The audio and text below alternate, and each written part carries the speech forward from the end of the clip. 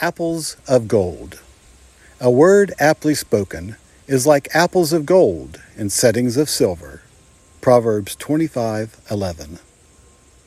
Recently I was in an airport, waiting to board a plane for a flight home, when a woman came up to me out of nowhere and put her hand gently on my shoulder and said, "God bless you." That was all. Then she was gone. I felt as if I had been touched by an angel. It was a seemingly small thing, but the truth is, this stranger's words blessed me at a time I needed a blessing. I was reminded of Proverbs 25:11. A word aptly spoken is like apples of gold in settings of silver. To put it another way, the right word spoken in the right place at the right time to the right person, initiated by God and inspired by the Holy Spirit, is as priceless as a rare golden apple in a sterling silver basket. When John Wesley, the founder of the Methodist Church, was on his deathbed, he wrote a letter to William Wilberforce, who was at the time serving in Britain's Parliament. Wilberforce was working hard to overturn the evils of slavery in Great Britain, and he was being met with tremendous resistance. The effort was wearing on him, and he was beginning to lose heart. Then Wesley's letter arrived. "Unless God has raised you up for this very thing," Wesley wrote, "you will be worn out by the opposition of men and devils. But if God be for you, who can be against you?" Wesley's letter encouraged Wilberforce to continue his fight.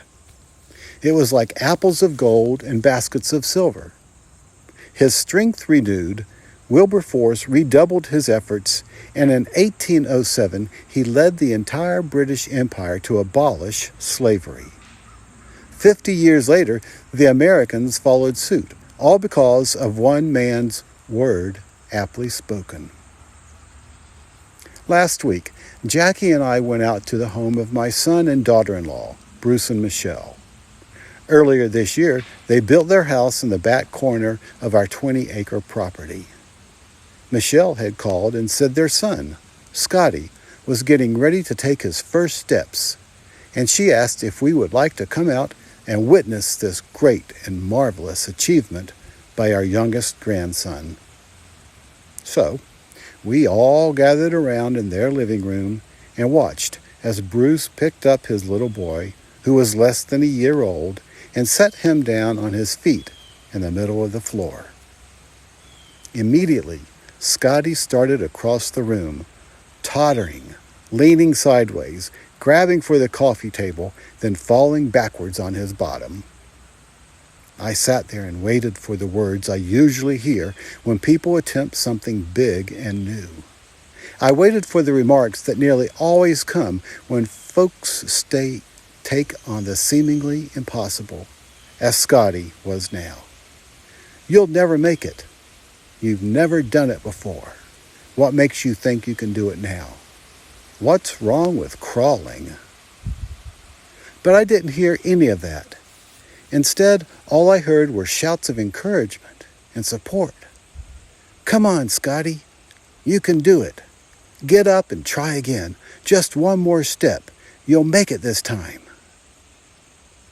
Apples of gold in baskets of silver. Do something significant this week. Something worthwhile. Find someone whose head is down, who looks a little beaten up by life. Tap them on the shoulder and say, "God bless you." If the person is a friend or a family member and you know they're struggling with something bigger than themselves, put your arm around their shoulder and tell them, "God is with you, and so am I. You can do this." As the Spirit leads you, offer that word aptly spoken. You never know how God may use your encouragement to change a person's life, and perhaps the trajectory of history.